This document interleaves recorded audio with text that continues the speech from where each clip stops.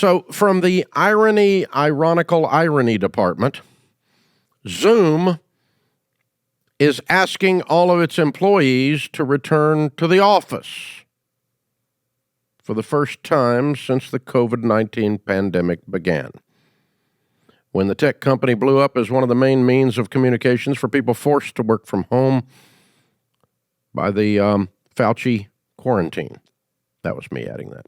Zoom, which remains a leader in the post-pandemic remote work trend, is now asking all its employees within 50 miles of a company to go in at least 2 days a week on a hybrid schedule. We believe that a structured hybrid approach, meaning employees that live near an office need to be on site 2 days a week to interact with their teams, is most effective for Zoom.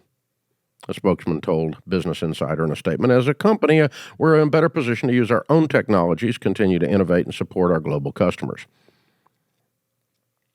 Towards the end of 2021, however, Zoom's stock had plummeted, and the company has since lost $100 billion in market value.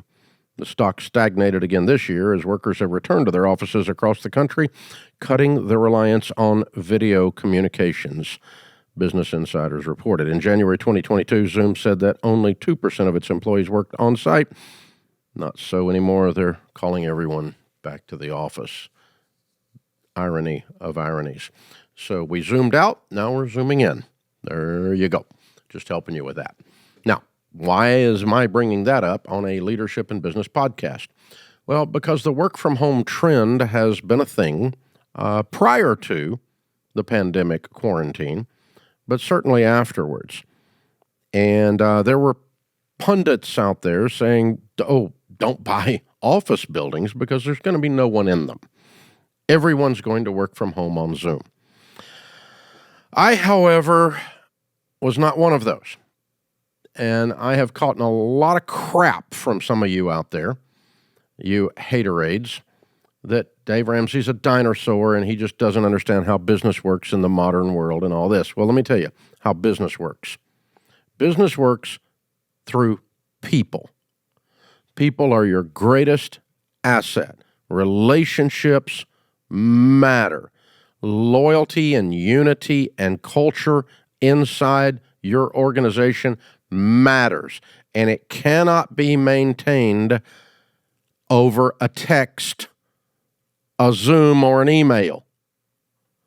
You can do tasks that way, but you cannot get the level of productivity and creativity and vision casting and hope.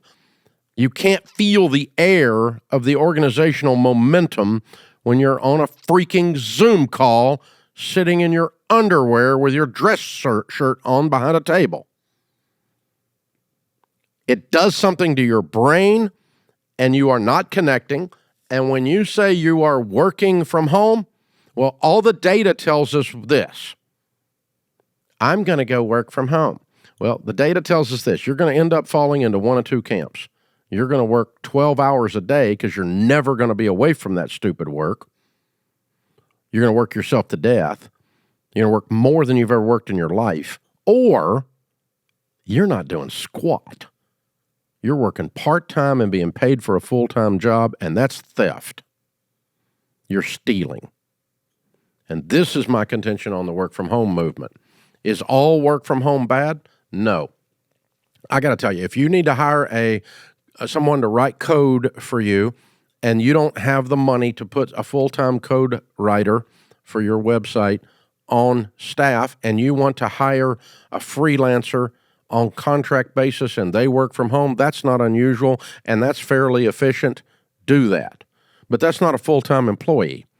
They don't work for you. They work for themselves. You're paying them for the code. You're not paying them a salary. You're paying them for a result. And you don't have benefits, and you don't have a long-term ethical and moral commitment to keep them up and take care of their family and make sure they're okay, like you do when you're leading a team member. So the work-from-home movement is a joke. I've been saying this, and you guys have been hating on me to no end, but here it's showing up. Even Zoom is calling their people back to work because people need people. It is not good that man be alone. We need to be in the presence of other people to regulate and adjust our attitudes, our creativity, and everything changes when you do. The quality of your relationships is different. This is why when a teenager grows up and doesn't know how to go sit down face to face with a member of the opposite sex and instead is so cowardly and wussified that they do their teenage breakups on text or they're bullying on social media instead of in person, that they're setting themselves up for a life that is not real, a faux life in the digital environment. You're an avatar of yourself. When you deal with real human beings and you're sitting in their presence, you talk to them differently. Some of the things some of you say about someone on social media, were you to say it about them in their presence, you'd get the crap beat out of you, and you deserve it. Some of you have digital courage only. That's an example of why this whole work from home movement doesn't work. You can't do conflict this way. Conflict is best served in person. When you want to mentor someone and help them with a difficult conversation, in person is the only way you can do that, lovingly, bluntly, and kindly. You can't pick up the phone and call somebody. We've had customers over the years that we couldn't seem to move the ball. We couldn't seem to get the contract deal closed. We get on an airplane, we go sit in the office in person. In 25 seconds, the deal is closed. But we couldn't seem to do it over the phone or the email, and certainly not over the freaking Zoom. And we weren't trying to do it working from home in our underwear. This is the difference, folks. Okay? So when you take a shower and shave and come to work clean with clean clothes on, your mindset is different than you roll out of bed half hung over 10 minutes before the Zoom call, and your brain is still foggy. It's a completely different world. And so, we've had a lot of people internally and externally go, we've lost our dadgum minds at Ramsey because we work from work. Well, I got to tell you right now, I'm feeling like a prophet. I'm feeling like a genius because we work from work. And we're going to keep working from work, and those are the reasons. And even old Zoom, after $100 billion in market cap is gone, realize their people have to work from work. So they have to come be creative to figure out a way to get you to use Zoom. And they got to do it in person. Think about the ironies, the levels of irony that are in that whole story right there. It's masterful. It's a master class in human relationships and the breakdown of that and how ridiculous the quarantine set up the mindset on this for people to believe and people to do.